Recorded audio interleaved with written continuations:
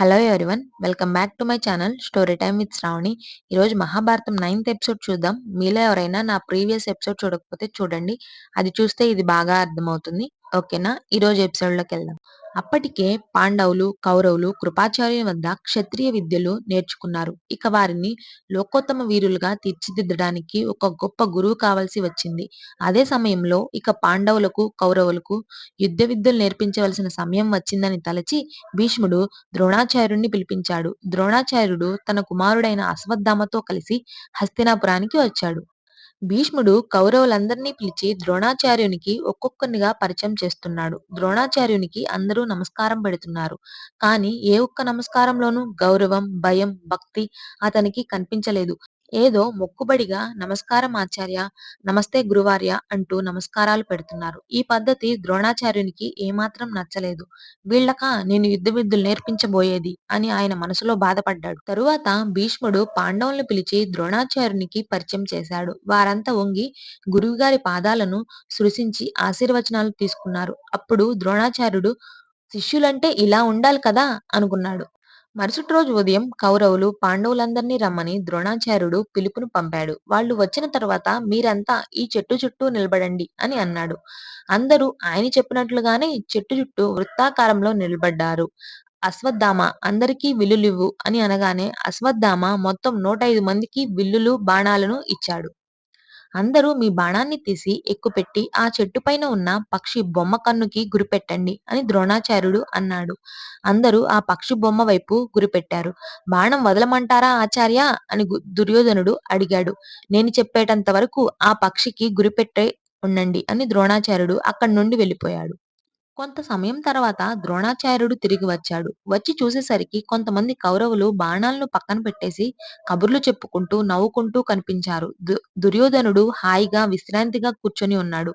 నేనేం చెప్పాను, మీరేం చేస్తున్నారు అని ద్రోణాచార్యుడు గట్టిగా అరిచాడు. వెంటనే అందరూ భయపడి లేచి తమ తమ బాణాలను మళ్ళీ ఆ పక్షికి గురిపెట్టారు. ద్రోణాచార్యుడు ఒక్కొక్కరి దగ్గరకు వెళ్లి మీకేం కనపడుతుంది అని అడగటం మొదలుపెట్టాడు. అందరూ తలో విధంగా సమాధానం చెప్తున్నారు. నాకు పక్షితో పాటు ఆకులు కనిపిస్తున్నాయి, పండ్లు కనిపిస్తున్నాయి, ఆకాశం కనిపిస్తుంది, చెట్టు కనిపిస్తుంది అంటూ రకరకాలుగా సమాధానం చెప్తున్నారు. చివరిగా ద్రోణాచార్యుడు అర్జుని దగ్గరకు వెళ్లి అర్జున నీకేం కనిపిస్తుంది అని అడగ్గా నాకు పక్షి కన్ను మాత్రమే కనిపిస్తుంది ఆచార్య అని అర్జునుడు సమాధానమిచ్చాడు. అది కాక ఇంకేం కనిపిస్తోంది అని మళ్ళీ అడగగా నాకు మరింకేం కనిపించడం లేదు అని అర్జునుడు అన్నాడు.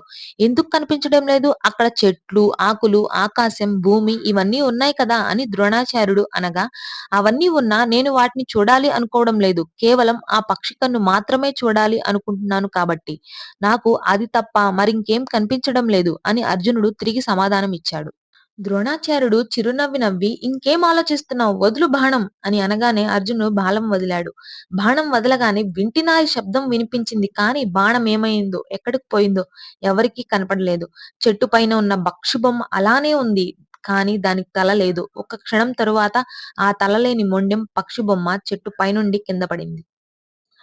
ఇది ఒక విల్లుకారుడికి ఉండవలసిన లక్షణం అని అంటూ ద్రోణాచార్యుడు అర్జునుని తన చేతులతో పైకి లేపి, అర్జున, నీకు నేను మాటిస్తున్నాను, ఈ ప్రపంచంలో అందరికంటే గొప్ప విల్లుకారుడిగా చరిత్ర కలకాలం గుర్తుపెట్టుకునే విధంగా నేను నిన్ను తీర్చిదిద్దుతాను. నీవే నా ప్రియ శిష్యుడివి కనుక నీ కోసం నా విద్యనంతా ధారపోస్తాను. ఇదే నేను నీకిచ్చే వాగ్దానం అని అన్నాడు. అది చూసిన దుర్యోధనునికి కడుపు రగిలిపోయింది. ఈయన పాండవుల పక్షపాతే అని బాధపడ్డాడు. మరుసటి రోజు ద్రోణాచార్యుడు దుర్యోధనునికి, ధర్మరాజుని పిలిచి ఇద్దరికీ ఒకే పరీక్ష పెట్టాడు. మీ ఇద్దరిలో మంచివాడు ఎవరు అని రాసుకొని రమ్మన్నాడు. కొంత సమయం తర్వాత దానికి సమాధానంగా దుర్యోధనుడు నేనే మంచివాణ్ణి అని రాశాడు. ధర్మరాజు మాత్రం నాకన్నా దుర్యోధనుడే మంచివాడు అని రాసుకొని వచ్చాడు. ఎందుకు నీకన్నా దుర్యోధనుడు మంచివాడు అని అంటున్నావు అని ధర్మరాజుని అడగ్గా నేనెప్పుడూ ధర్మం ధర్మం అంటూ ధర్మంగానే బ్రతకాలంటూ నా తమ్ముళ్లను ధర్మ మార్గంలోనే నడిపించాలని వాళ్ళని ఎప్పుడూ కట్టడి చేసి ఇబ్బంది పెడుతూ ఉంటాను. కానీ దుర్యోధనుడు మాత్రం మంచైనా చెడైనా తన తమ్ముళ్లను ఎప్పుడూ సంతోషంగా ఉండాలనే కోరుకుంటాడు. అందుకే దుర్యోధనుడే మంచివాడు అని వ్రాశాను అని సమాధానం ఇచ్చాడు. అదే ప్రశ్నకు దుర్యోధనుడు ధర్మరాజు చెప్పినట్లే నేను నా తమ్ముళ్ళ సంతోషమే కోరుకుంటాను. వాళ్ళనెప్పుడూ ధర్మం ధర్మం అంటూ ఇబ్బంది పెట్టను. అందుకే నేనే మంచివాణ్ణి అని రాశాను అని అన్నాడు. అప్పుడు ద్రోణాచార్యుడు దుర్యోధన, వ్యక్తిత్వం అంటే మనిషి అంటే ధర్మరాజులా ఉండాలి. చూసి నేర్చుకో అని వెళ్ళిపోయాడు. దుర్యోధనునికి ఏమీ అర్థం కాలేదు. గురువుగారి ప్రశ్నకి ఇద్దరం ఒకే సమాధానం చెప్పాం కదా! నేను మంచివాడినని ధర్మరాజు ఒప్పుకున్నాడు. నేను అదే చెప్పాను. సమాధానం ఒక్కటే అయినప్పుడు అతన్ని మెచ్చుకొని నన్ను తిట్టవలసిన అవసరం ఏంటి? ఓహో! ఎంతైనా గురువుగారు కూడా పాండవ పక్షపాతే కదా! అని గురువుగారి పైన ఇంకా ద్వేషం పెంచుకోవడం మొదలుపెట్టాడు. ఎన్ని దుర్గుణాలున్నా దుర్యోధనుడు తనకు తానే మంచివాడుగా అనుకునేవాడు. ధర్మరాజులో అన్ని చెడ్డ లక్షణాలనే చూశాడు. కానీ ధర్మరాజు అందుకు విరుద్ధంగా తనలో అన్ని సద్గుణాలున్నా అవన్నీ పక్కన పెట్టి తనలోని దుర్గుణాలను మాత్రమే చూశాడు. దుర్యోధనులో మంచి లక్షణాలనే వెతికాడు. మనలో కూడా చాలా మంది నేనెప్పుడూ మంచివాడినే అనుకుంటూ ఎదుటివారెప్పుడూ చెడ్డ పనులు చేస్తుంటారు అనుకుంటూ ఉంటారు. అలాంటి వాళ్ళంతా లక్షణాలు పరంగా దుర్యోధనునికి చాలా దగ్గరగా ఉన్నట్లు. ధర్మరాజుకు చాలా దూరంగా ఉన్నట్లు. మనకు మనమే మంచివాళ్ళం అనుకోవడం అది పెద్ద మూర్ఖత్వం. నిజానికి మనం మంచివాళ్ళమైతే అది ఎదుటి వాళ్ళ నుండి ప్రశంసగా రావాలి కానీ, మనకు మనమే అనుకోకూడదు. దానికి విలువుండదు. ఒకరోజు ద్రోణాచార్యుడు అందర్నీ పిలిచి, మీలో ఎవరెవరు ఏ విద్యలో ప్రావీణ్యాన్ని సంపాదించాలి అని నిర్ణయిస్తాను. ఒక్కో వ్యక్తికి ఒక్కో నైపుణ్యం ఉంటుంది. మీలో ఉన్న నైపుణ్యాన్ని తెలుసుకొని పైకి తీస్తాను అని భీముణ్ణి పిలిచాడు. భీమ, కత్తి, గొడ్డలి, ఈటె, బాణం, గద వీటిలో నీకు ఏ ఆయుధం కావాలి అని అడగగా, ఆచార్య, నా చేతికి కత్తి పట్టుకున్నా ఒక చీపిరి పుల్ల పట్టుకున్నట్లే ఉంటుంది. నాకు గదివ్వండి, కొండనైనా పిండి చేస్తాను అని భీముడు అన్నాడు. అది చూసిన దుర్యోధనుడు పాండవులలో బలవంతుడు భీముడే.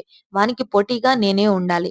కాబట్టి నాకు గదే కావాలి అనుకుని అతను కూడా గదనే తీసుకున్నాడు. ధర్మరాజు ఈటెలు వేయడం, రథసారథ్యంలో నకుల సహదేవులు, కత్తి యుద్ధం, గుర్రపు స్వారీల్లో ప్రావీణ్యం సంపాదించాలని అనుకున్నారు. చివరిగా ద్రోణాచార్యుడిని అర్జున్ని పిలిచాడు. యుద్ధరంగంలో అందరికన్నా శక్తివంతుడు ఒక విల్లుకారుడే. ఎందుకంటే ఏ ఆయుధంతో పోరాడాలన్నా శత్రువు మనకు 2 అడుగుల దూరంలో ఉండాలి. కానీ విల్లుకారుడికి మాత్రం శత్రువు 1000 అడుగు దూరంలో ఉన్నా కూడా మట్టు పెట్టగలుగుతాడు. ఏ ఆయుధమైనా దాని పని మాత్రమే అది చేస్తుంది. కానీ బాణం మాత్రం ఆయుధంతో పాటు మంత్రశక్తిని కూడా కలుపుకొని అస్త్రమవుతుంది. ఒక బాణం 1000 బాణాలుగా మారి రణరంగంలో అందరినీ ఒకేసారి సంహరిస్తుంది. అస్త్ర విద్య, శస్త్రవిద్య ఇక్కడ నీకు మాత్రమే అబ్బుతాయి. ఇక్కడున్న 105 మందిలో ఈ విల్లు విద్యకు అర్హుడువు నీవొక్కడివే. దానికి కావలసిన సహనం, ఓర్పు, పట్టుదల, ఏకాగ్రత, దీక్ష ఇవన్నీ నీలో మాత్రమే చూశాను. వీరందరిలో గొప్ప వీరుణ్ణి నీవొక్కడివే అవుతావు అనేసరికి దుర్యోధనునికి భయం మొదలయింది. పాండవులలో ధర్మరాజును, భీముడిని, నకుల సహదేవుల్ని మా 100 మంది కౌరవులు అడ్డుకోగలం. కానీ అర్జున్‌నాపే మగాడు మాలో ఎవరు లేరా? మరేం చేయాలి? అని మనసులో మదన పడుతున్నాడు. All of you thank you for watching this video అండి. అలాగే ఈరోజు ఎపిసోడ్ ఎలా ఉందో కామెంట్ సెక్షన్‌లో కామెంట్ చేయండి. అలాగే రేపటి ఎపిసోడ్‌లో ఏకలవ్యుడి యొక్క కథ, అలాగే ద్రోణాచార్యుడు అర్జున్‌ని ఒక గురుదక్షిణ అడిగాడు. అదేందంటే నాతో యుద్ధం చేసి నన్ను ఓడించాలి అని. అది ఎందుకు, ఏంటి, ఎలా అంటే రేపటి ఎపిసోడ్ మీరు ఖచ్చితంగా చూడాలి.